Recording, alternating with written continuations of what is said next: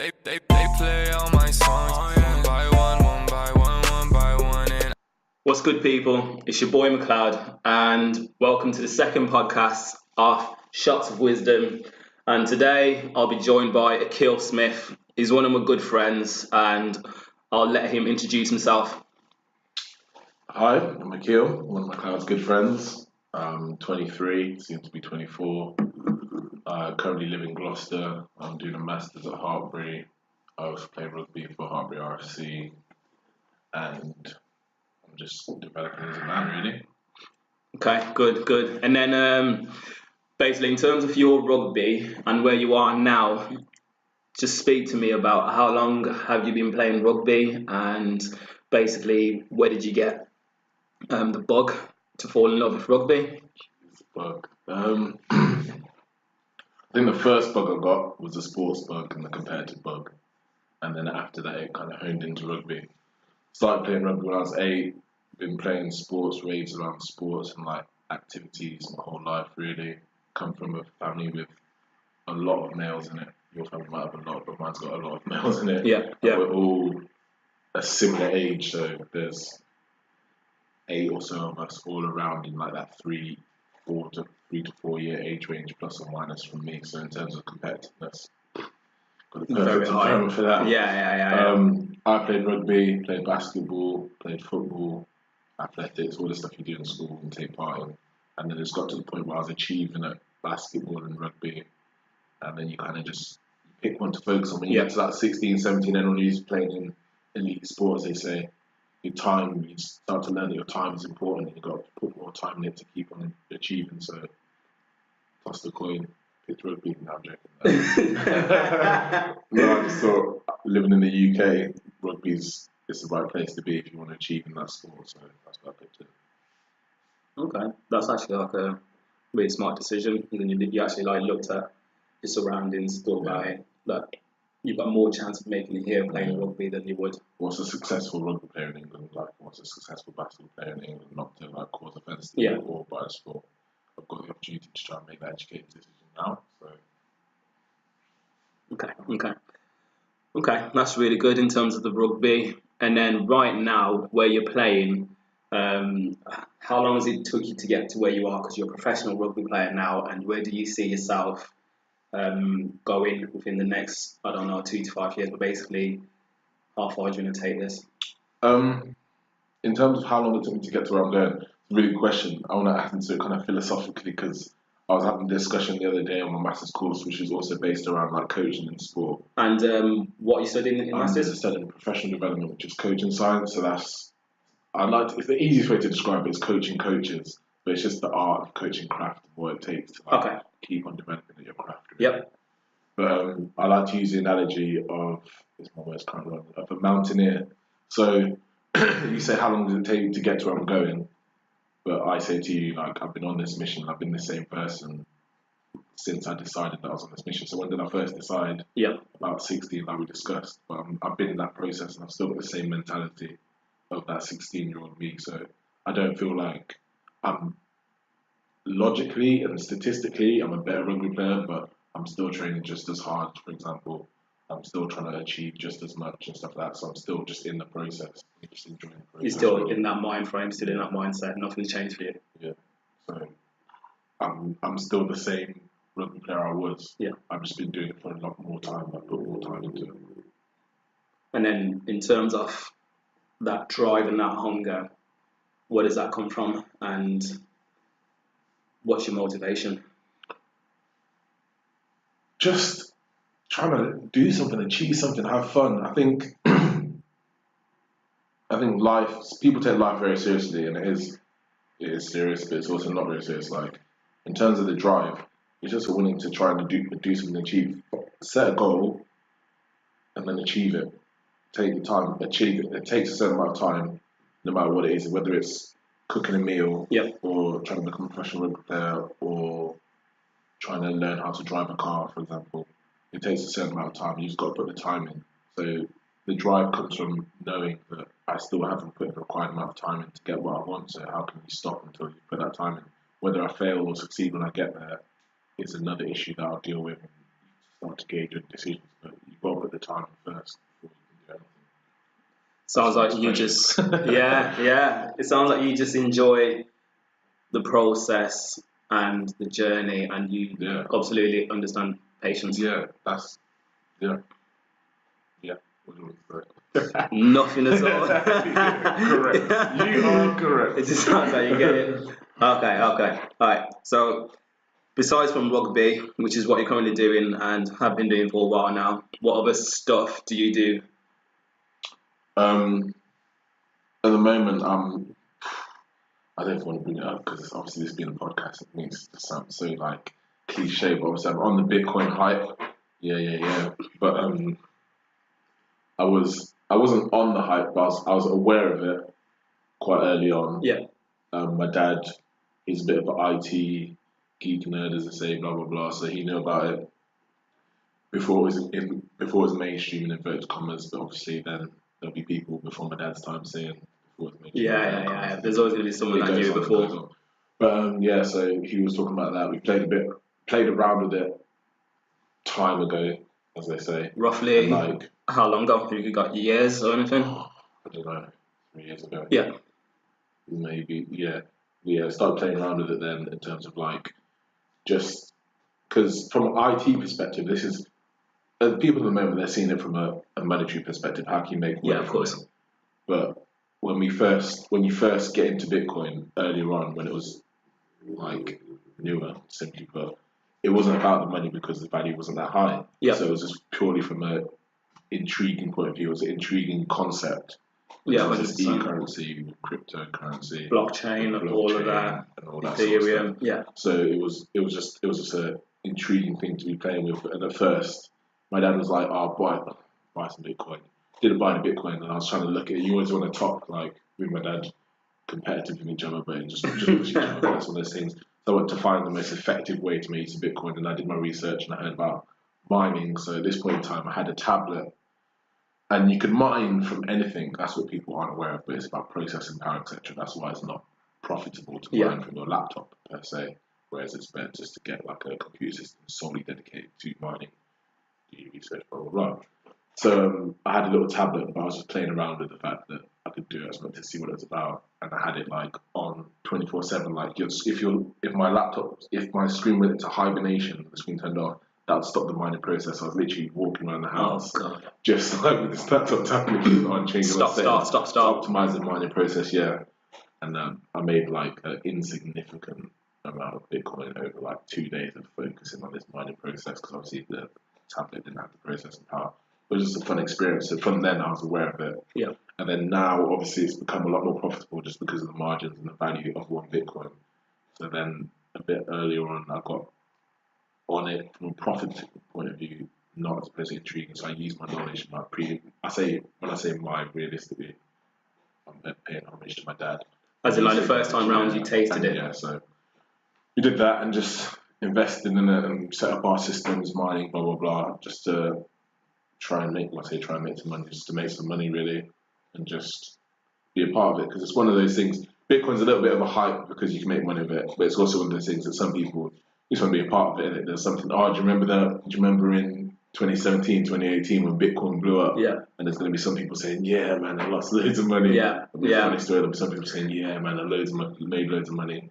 It's one of those things in it. It's life. So yeah. Do you feel like, because I get a sense as well, I spoke to a few guys that I knew like a few years ago that I just bumped into randomly.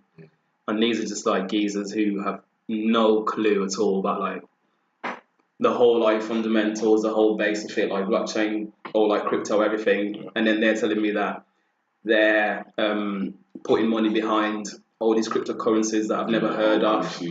Yeah, and I'm just thinking, okay, yeah, well, that's why I don't comment on it a lot because I know the basics, but not enough to talk about it. Now, well, not now. Presently, it's a stock. It's not actually it's not being traded on its actual like physical. I say physical. That's kind of ironic. On its actual literal value. Mm-hmm. So like at the moment, it's a stock. So if you put your money on it now, the value of your money is going to increase if you sell it in a couple of months' time. So for that reason, why not put money on it? But there's other old currencies that are feeding off that hype per se, which is done in the stock market with other things and other, like if one company, let's say for example, some company that sells chairs is blowing up and chairs like the new latest thing. Yeah. You create another company that makes chairs and you'll basically ride that wave and you'll get those people investing in your chair company even though they know nothing about chairs. Yeah. But they just know right now chairs are profitable. That's what's and that's kind of what's happening with other. Obviously, there are some currencies that are building a value case that are profitable if you invest in them. But you have to know the actual value of what you're investing in first before you can make the value, because at the end of the day, it's going to go up and down on the stock market, but eventually it's going to settle at a more realistic value, and you have to know whether you're investing before it's gone to that stage or after it's gone past it. And that's the only real way, but that's stocks. Yeah. So basically, a simple explanation between what's the difference between Bitcoin mining and buying Bitcoin. It is what it is. Mining is the process of where you're helping the Jesus, sorry. You're using your computer to help with the coding process and the confirmations of transactions. So by helping the confirmations of transactions, you're helping increase the validity of the blockchain, which Bitcoin's held on. And the byproduct of doing that is that the blockchain pays you in Bitcoin. So by mining and being basically helping with the process, you're being rewarded with the currency. Obviously, they could reward you with money, but the idea is to encourage people to trade with Bitcoin, so they reward you with Bitcoin. And obviously, the more people that use Bitcoin, the more valuable it is. The more mining it, the more people that are mining, the higher the validity and the higher the security of the blockchain. But obviously, transactions get more complicated as time goes on because the coding gets longer, which means that the same mining won't get you as much Bitcoin in return because the difficulty of the coding increases over time. So that's a little fast 0 to 100 explanation of how it works really in terms of mining. Whereas if you just bought Bitcoin, for example, you're just buying Bitcoin. Yep. And you're paying money for a certain amount of something, and that value of that thing, like gold or like anything, can change. And in 5 years' time, 6 months' time, 10 years' time, you want to sell it at the value and hope that that value is higher. Yeah. And realistically, the currency that you had at the start, you've got more of it than you had at the beginning. Okay. And then just to switch it up, I'd say if you could just take it all the way back for me in terms of your childhood and basically your beginnings, how things were for you, like growing up, your environment, family, how many brothers and sisters have you got? I don't know why it's pretty factual. I've got 1.5 for that. I've got one younger brother, and then I've got two parents. I've got mum and dad. I was born in London, and then I lived there till I was about 8. I went to school there for obviously 8 years, plus when we started nursery, etc. And I remember it vaguely being good. Enjoyed it there. Nursery, enjoyed it at school. I'll never forget, in London, the playground was tiny and we played football with a tennis ball because it's London and there's no grass there.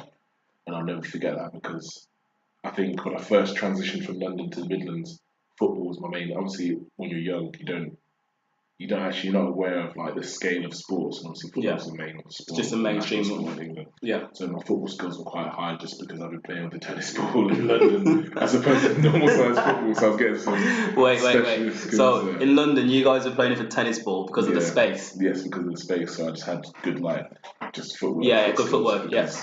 Football's a lot bigger than the tennis. We couldn't play with the football. It wasn't because of money or anything. Yeah. It was just a case of if you play with the football in a small basically not a back garden, but just a small area to kids, it's just going to cause trouble. So people played with the tennis ball just for convenience. And also, if you kicked the tennis ball over, it didn't hurt as much as losing a football because that's true. Tennis ball easy. But yeah, then I moved to the Midlands where I went to, I still finished off primary school, then went to secondary school, and that was really when I transitioned into rugby because I went to a 2-term rugby school. Okay. So that was a real transition. I didn't really start playing rugby. I was just competitive. Yeah. An athlete, not an athlete. I was only young, but just sporty rather than athlete. And I just started playing rugby because it was the more popular sport, because it was played more. And then start focusing on rugby. You get like your county, etc., and all that sort of stuff. So I started playing outside of school for a Saturday club or Sunday club. And then you get older and it gets more serious. And then I thought, I'm good at this and I enjoy doing it. And you start thinking about careers and stuff. And I always thought that being able to play rugby when you're older and being able to play a sport and get returns from it, something that I do for free, basically getting paid for it, sounds pretty good. That's what you want to have. Like, I don't want to get the comedian wrong. I'm gonna say Chris Rock. I'm gonna say Chris Rock. Yeah. Chris Rock says about having a career and having a job, and a career is something that you want to do and you want to keep on doing and like develop through it. And a job's something you do to get paid. And I thought having sport as a career was something that worked for me because I enjoy doing it. And you pay me to do something that I do for free anyway. So yeah.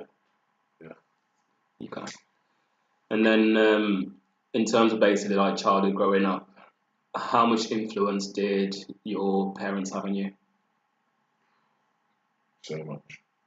You can't, like where I am now. I like to think I'm not successful, but I am successful. The same analogy as a mountaineer. I'm on the way. Yeah. I feel like I'm on the right path. If that makes sense. So I'm keeping myself. So when I say the term successful, I mean I'm happy with where I am and where I'm going.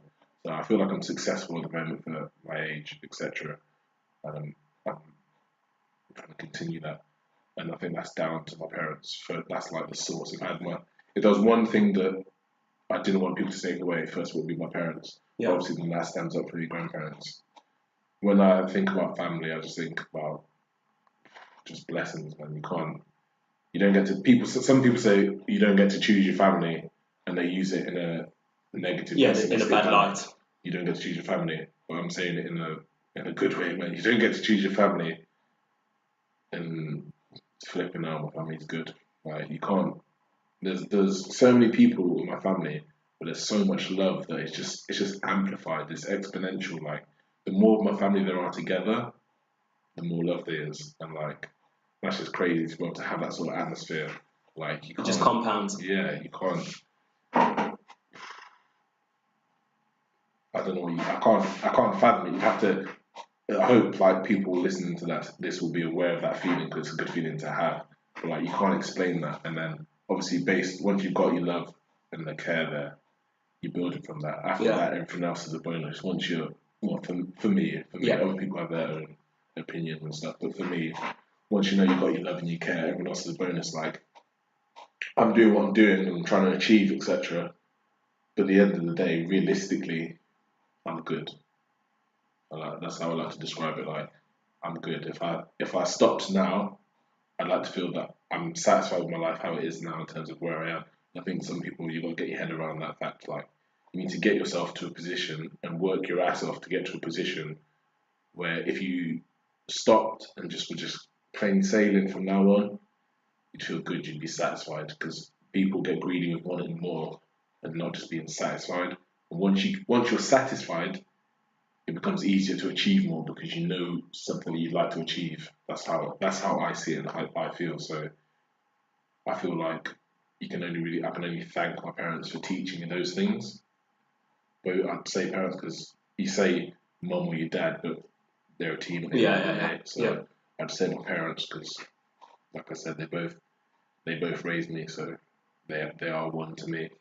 And yeah, like you just can't everything. Discipline, the enjoyment, the fun, the love, the manners, the work ethic, the ability to have fun, you name it. They're the source. Yeah, man. Okay. Then, so one of the main things. Needs to get the cooking pot out. Oh, jeez. But so one of the main things for me that I was thinking about recently was in terms of like when you're growing up.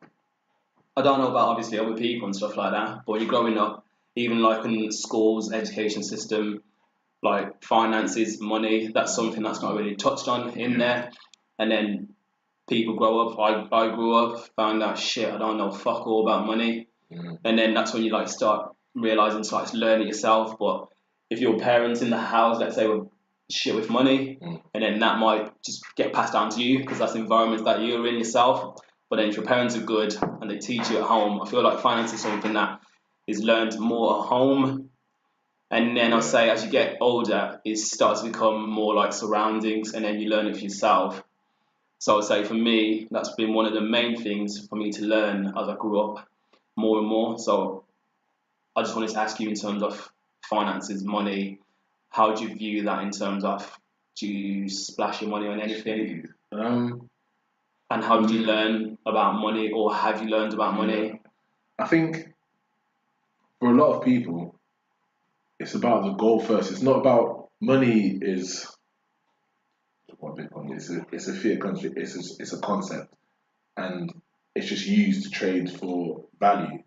So realistically, it's about what do you value? Do you value having things, or do you want something that takes a long time to obtain? And what do you value?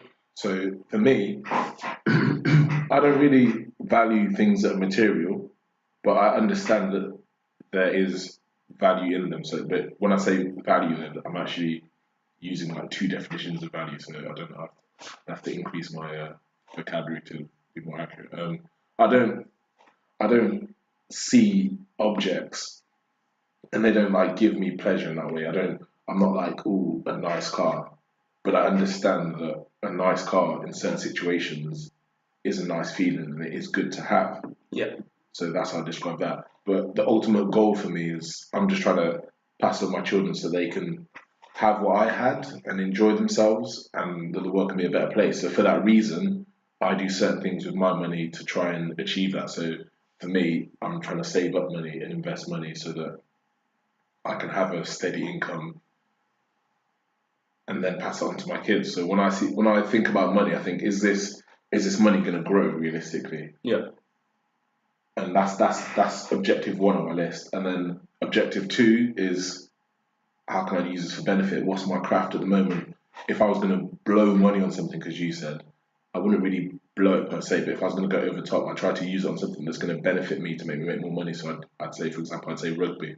So in terms of buying a new pair of boots, buying a pair of boots, if you're not sure, am I going to splash it? I'd say yeah, because that's my craft.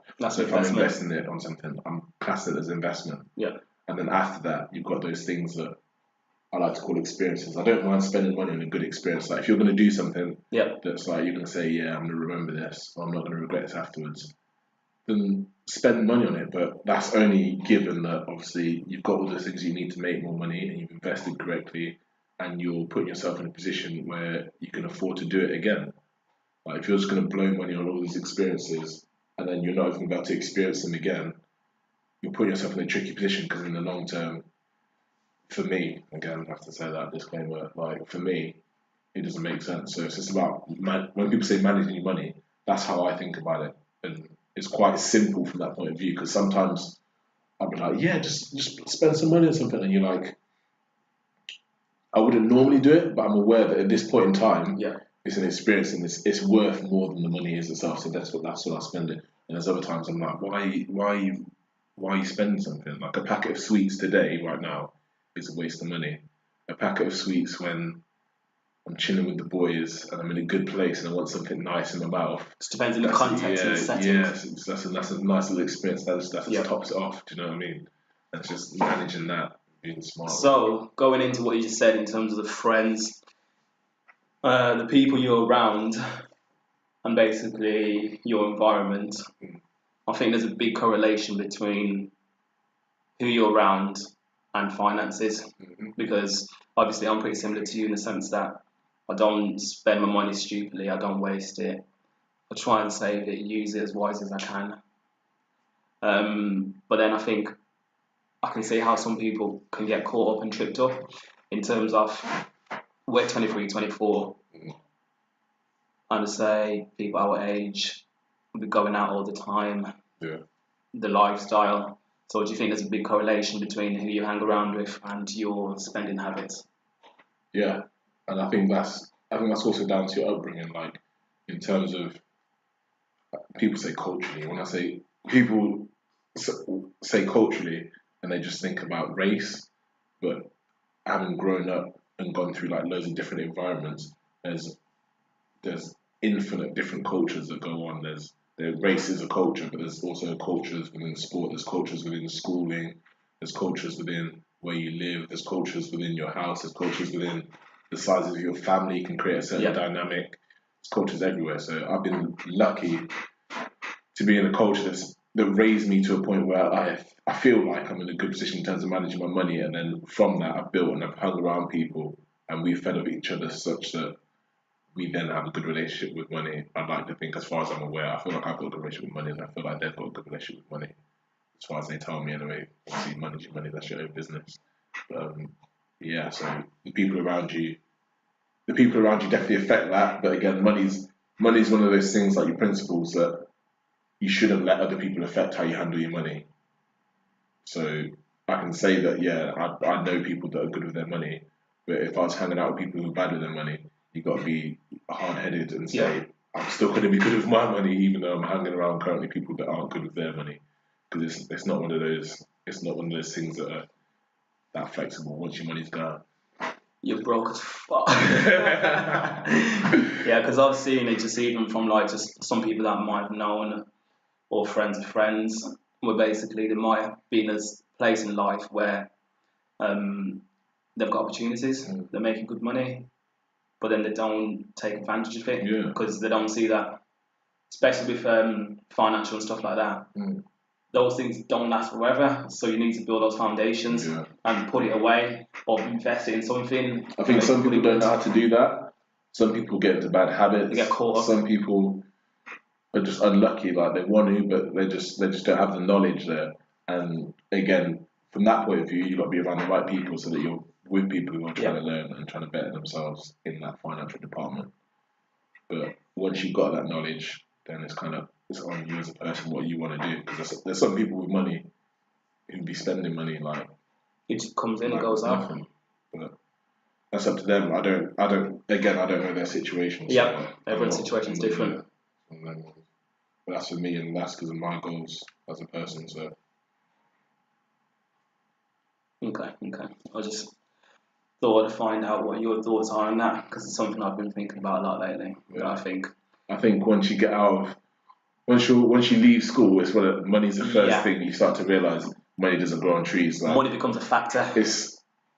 You go to mummy and daddy for money, and then there's a point where all of a sudden you reach into your own pockets for everything. If you're not ready for that jump, it's like, hold on, you really spend this much money in a week? Like, when my job is I'm getting paid, but it's also it's expense through me currently, and then you get it back at the end of the month. So it's the opposite way around. I'm spending the money, and then they give you the money back. Yeah. So that's a perfect example where I've got to be aware. That's even more for better. They're not going to give you the money first. Yeah. You've got to have that money already, spend it wisely, and then they'll give it you back afterwards. So you've got to be on top of your money from that point of view. Some people don't have the self-control to have that sort of job, because they might just spend it all and not get it back because they spend too much, etc. And some people do, but it's just a learning curve. Yeah, 100%. Because I'm just thinking a younger. I'm only 24. Shit. Yeah, basically, I would say even like 8 years ago, this is something that I'd wanted to listen to and hear about it in advance. Yeah, definitely. And I don't think it's spoke about a lot, in the sense that that's what people complain about. When they leave school, they want to talk about, no one knows you don't know how to get a mortgage, you don't know how to pay your direct debit. Yeah, no one ever talks about the things that actually matter. Yes. And then when you get into it yourself, it's like, oh, damn, I didn't know this, I didn't know that. It's tough, similarly though, because it's changing all the time. You think about online banking. Oh yeah, of course. How would you even create a curriculum? But I think it's a sort of bit of education. It's not got to be a test. Loads of education. It's all about tests. I don't think that's a test. I think it's just an awareness thing. You're teaching people to give them that knowledge. Well, you teach them just to hold it for short term. There's the test is real. If you've listened and you've learned, in a couple of months' time, when you get your student loan or when you get your first paycheck, you're not going to blow it. That's the test. You don't need a score of 90% on a sheet of paper to tell you that you've got no money in your bank account. Because you know when there ain't no money in your bank account. When you're broke, that's the worst feeling. When you're sat at home watching everyone snap. When you get to the end of the month and you know there ain't quite enough to just... I'm joking, but yeah. Nah, it's cool, man. But okay. Alright. I'd say basically in terms of what you're doing at the moment, if people want to find you or get you anywhere, what would be the best place to find you in terms of social? I know you're not on Insta. In person. That's how I'm rolling, man. You can't. I'm trying to. I don't know how it comes across, but like, if I need you, I'll find you. If you need me, you'll find me. I'm not hard to find. Yeah. Like, my name's Aquile. You find someone else called Aquile. So if you want to find me, you can find me. Do you know what I mean? So in that terms, I'm not really on Instagram. I'm not So where can really people on find you? Snapchat, so probably just Facebook. But Aquile Smith, Aquile Smith. You can find me on Facebook. The most generic Yeah, surname ever. I know. Where it helps out a lot because it makes people relax. When you tell them the first name's Akil, like, what's your surname? Shit. They're like, when you're on the phone, they're like, oh my god, here you go. And then you're like Smith, and they're like, oh, that's a boring surname. And I'm like, yeah, you're saying it like it's a boring surname, but if I said my name was Odo Kudubudumu, you'd be like, oh my god, I gotta write down Odo Kudubudumu. So, like, you can't have it both ways, you know what I mean? But yeah, so on Facebook, and then I don't know if I don't know if I'd accept it. Akil Smith. Or on the rugby pitch, I play rugby, man. Rugby's my sport, so find me in rugby, and then we're talking or something serious. I'm always trying to help, but like at the same time, when you're always trying to help, you're trying to do the most help you can. You've got to be effective and efficient. So. One of them ones. Yeah, boy. Okay, and then basically, as we close up, I'd say from me to you, I just want to say thank you for doing this and basically for being a really good friend in terms of, I feel like I'm a friend. You're one of the guys that I feel like you've got your head set, you're focused, like literally, you know what you want, and you're working towards it every day, and you're getting it, and you're one of the most reliable guys in my phone box. That means a lot, man. That it just trying to help, man. You can't. Once you're good, all you can do is spread good. So as long as I'm spreading good, you know what I mean? I get you, man. I get you. But no, thank you very much, Akil, and it's a wrap. Thank you for taking the time to listen to this today. If you enjoyed it, please subscribe and rate it wherever you can, where you're listening, whether that's SoundCloud, iTunes. Just wanted to say thank you very much for your time and see you next time.